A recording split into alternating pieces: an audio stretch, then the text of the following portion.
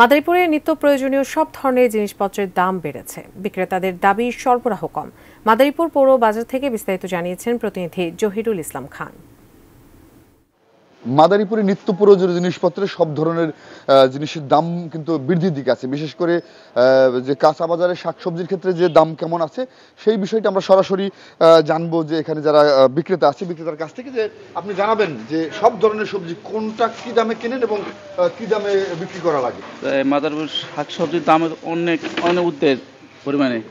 তাহলে পেঁপে ব্যস্ত আছি 20 হইতে 25 টাকা কেজি, তারপরে আপনার দুন্দুল 30 টাকা কেজি, শসা 40 টাকা কেজি, আলু 50 থেকে 55 টাকা কেজি, তার কাঁচামরিচ 200 থেকে 240 টাকা কেজি, তারপর পেঁয়াজ 110 টাকা 100 টাকা কেজি, আদা আছে 240 টাকা কেজি। এরকম সবই কিছু দাম। মিষ্টি কুমড়া 50 টাকা কেজি। এরকম সব কিছুর দাম ঊর্ধ্বে প্রতি।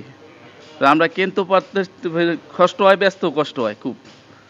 আচ্ছা, আমরা দেখলাম যে আপনি মনে হয় ইলিশ মাছ কিনেছেন। জিনিসপত্রের দাম কেমন আপনার কাছে এখানে? বর্তমান জিনিসপত্রের দাম তো ঊর্ধ্বগতি, আমরা তো সবাই অস্বস্তিতেই ভুগি।